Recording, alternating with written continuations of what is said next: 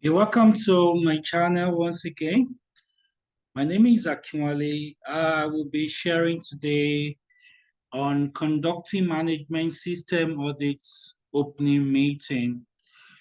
Management system auditing, be it for ISO 27001 ISMS, be it for ISO 22301 BCMS, be it for ISO 20,000 Part 1, that is the IT service management or service management system, SMS, 14,001 environmental management system, 9,001 quality management system, and so on.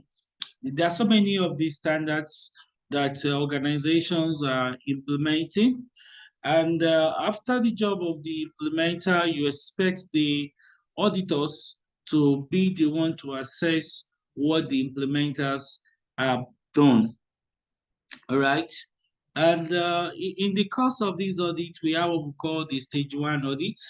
We have what we call the stage two audit. Stage one audit is the audit of the design of the implementation, the design of the management system. But basically, it's a study of documentations, the mandatory documentations that are required for that particular standard. Okay, so after the stage one audit is done, the documentations have been reviewed and they are suitable, they are adequate, all right, they are relevant, approved, communicated.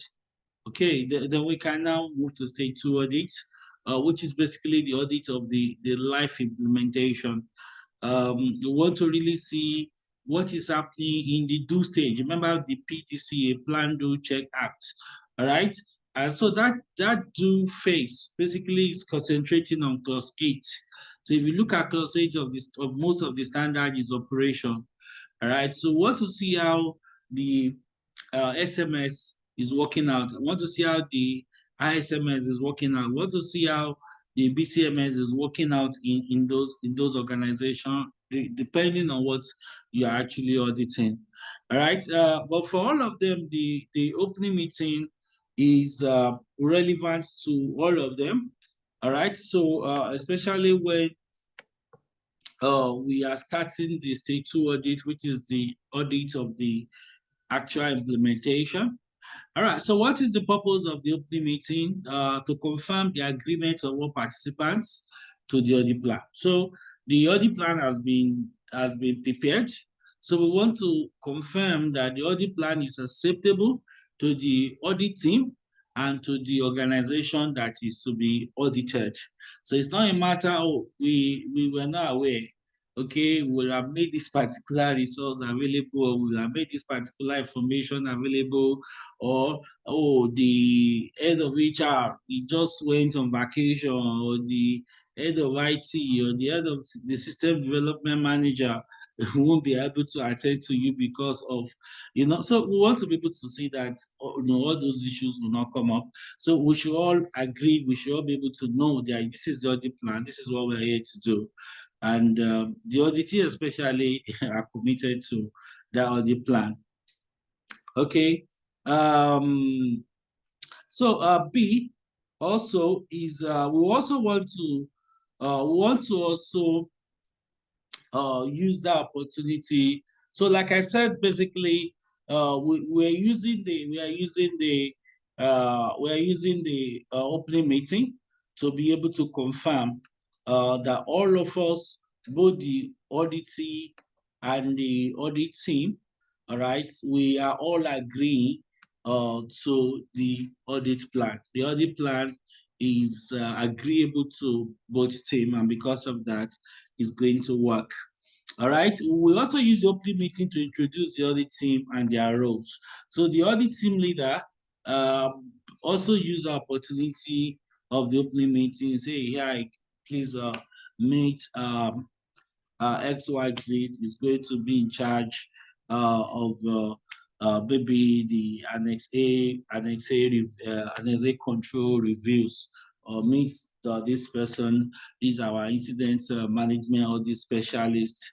Okay, okay, meet Jane.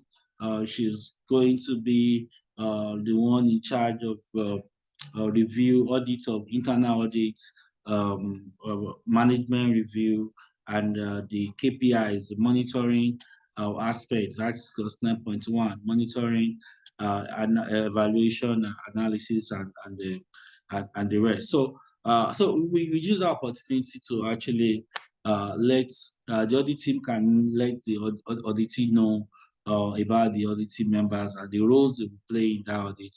All right, the opening meeting is also used to ensure that all planned audit activities can be performed.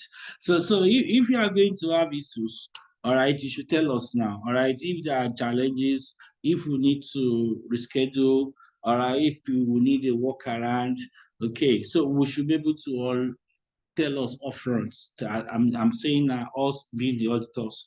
So tell the auditors upfront um, if there will be challenges here and there. So we should all be able to agree that the audit timetable is going to work. All right. So the opening meeting is especially for those of us that are writing lead auditor certification examination is a recurrent question, all right, for most of these certification organization is very interesting, and so you should be prepared for that. So an opening meeting should be held with the auditors management and where appropriate, those responsible for the functions or processes to be audited. All right, so the people who are going to audit should be there, the auditors leadership, as much as many as will be present, should be. During the meeting, an opportunity to ask questions should be provided. So the audit team leader should give opportunity for everybody to ask questions. All right. For other audit situations, the meeting may be formal and records of attendance should be retained, all right, as part of the auditor's working papers. The meeting should be chaired by the audit team lead. Please take note of that for examination purpose. The meeting or the opening meeting should be chaired by the audit team leader. Okay, so what are the things we'll discuss? What are the things we'll discuss in the opening meeting? All right, very important, especially for examination purpose and also for practically for the life audit experience. So we will need to agree and discuss on the audit objectives, scope, and criteria. All right, so the audit objectives, what are we trying to achieve by the audit? Scope, what do we know? What are the boundaries? All right, physical boundaries of the audit, organizational boundary of the audit, system boundary or service boundaries of the audit. That's what we mean by scope. Then the criteria is basically the standard we are auditing. So if it is environmental management system, all right, so the criteria will be ISO 14001 and other related standards or criteria. So if it is ISMS, definitely the criteria is ISO 27001. All right, so the audit plan, we also want to share, the audit plan with the auditee, another relevant arrangements with the auditee, such as dates and time for the closing meeting. So even in that opening meeting, you're already discussing when the closing meeting will be held. Any interim meetings between the audit team and the auditors management and any changes that are required. All right, this will be discussed at the opening meeting. Formal communication channels between the audit team and the auditee. So who is the rep for the audit team? Who is the rep for the auditee? What is the email? What is the official email for exchange?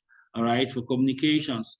All right, for the audit team and for the auditee. All right, who is the go-to person? All right, in the audit team, who is the go-to person in the auditee, the client organization? See, the language to be used during the audit, of course. Um, uh, we have other lingua francas, lingua franca all over the world. So it's not only English language. So these also have to be agreed. The auditee being kept informed of all the progress during the audit. So there may be need for progress reports along the line.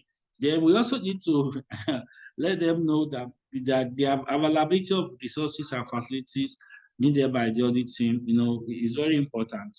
In financial audits, in fact, there is a particular standard that requires financial auditors, all right, that if you don't have, they call it preconditions to audit in financial auditing, all right, preconditions to audit. So if you are not guaranteed that the resources you need for the audit, information you need, the facilities you need access to will be given to you during the audit.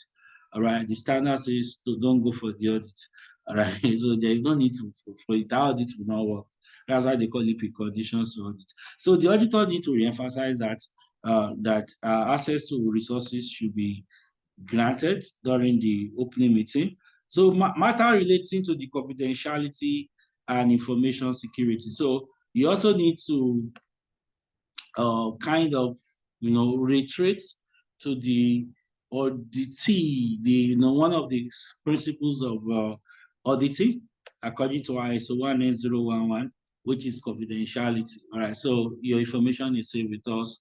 All right, if you want, let's sign a non-disclosure agreement. We do that in audit. So to give them a peace of mind that their information is safe with us. So we can sign a non-disclosure agreement. All right, they can send a copy at the end of the opening meeting. Why not?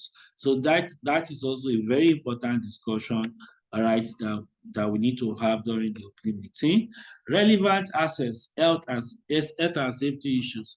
That is also very important, especially for on-site audits. All right, on-site audits. So HSE regulations requirement differ from organizations to organizations.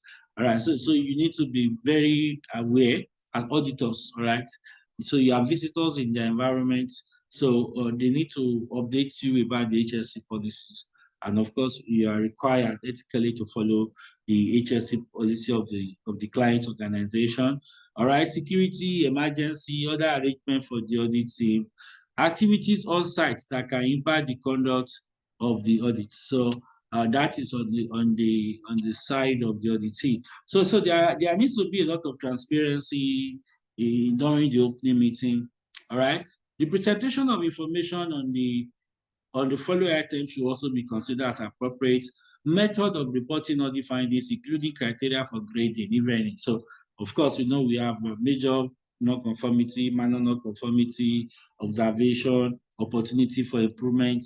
All those things should have been defined for the auditee during the opening meeting, so that when you are sending in your audit report, it doesn't look confusing. What is this one? All right. Conditions under which the audit may be terminated. All right. Of course, we know one of the threats to independence is intimidation. All right. So if that arises, we may discuss. We'll pack our bags and leave. All right. How to deal with possible findings during the audits, that also will be discussed. Any system for feedback from the auditee on the findings or conclusions of the audit, including complaints or appeals. Of course, in the course of the audit, major non-conformity will come up, minor non-conformity will come up. Some of these things will be addressed before all right, the end of the audit. I know that by experience. So we should also let that also be realized in the course of the audit. All right, as many non-conformity that can be closed as soon as possible, the better for everybody. We are not, and of course, let's not forget, we also need to emphasize that the audit is not for victimization. The audit is not, in fact, the audit is even not to find non-conformity. All right. An audit is not meant to find non-conformity. All right. So we are all looking for conformity. So if by chance we now find non-conformity, of course, the principle of fair presentation requires us to report it. So that way we don't want them to know that we are auditors, we are not witch hunters. All right, and we are not here to embarrass anybody or to degrade the work that the implementers have done. So we are all on the same team together, working to ensure that the client gets the required certification. So basically, those are the things that are done during the audit management systems audit opening meeting. So thank you once again for being part of this video. Once again, my name is Akinwale. If you have not subscribed to this channel, please kindly try to do so that you can be able to get notice from me on other educational videos I'll be dropping on this site. Thank you.